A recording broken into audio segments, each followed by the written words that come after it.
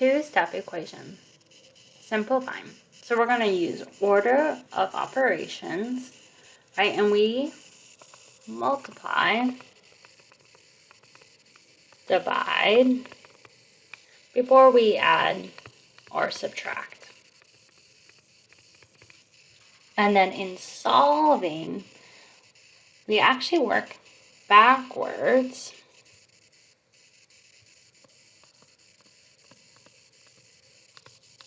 So that means we're going to go ahead and add and subtract first,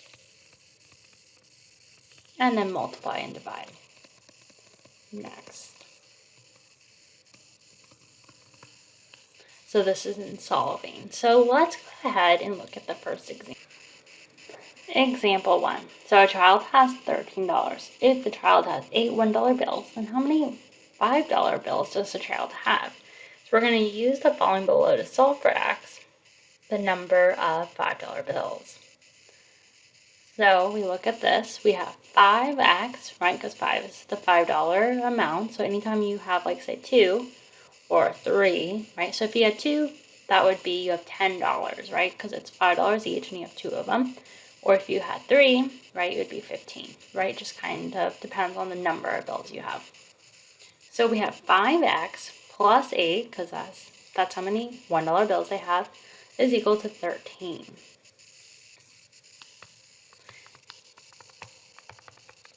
So we go ahead and subtract 8 on both sides, right? So this becomes 0. We're going to go ahead and bring down the 5x. 13 then minus 8 is equal to 5. So we have 5x is equal to 5. So then what we do is we have 5x. We need to get x by itself again, right? And so this is when, after we added or subtracted, we're going to go ahead and multiply or divide. And so in this case, we need to divide on both sides because we need to get rid of this 5. So we go ahead and divide it by 5. The reason is because we need this just to become 1. So it's just x, right? So 1x is just x. And then we have to do it on the right-hand side, so 5 divided by 5. Well, that then, right, just becomes 1. So what does x equal? Well, x is equal to 1, which makes sense, right? They have one $5 bill, because 5 plus 8, right, is equal to 13. So x has to be 1. So that's how many $5 bills they have. So let's look at the next example. So we're going to have example 2. We're going to solve for x. So we have x, which is then divided by 2, right? Or you can think of it as a fraction. And then minus 4 is equal to 21.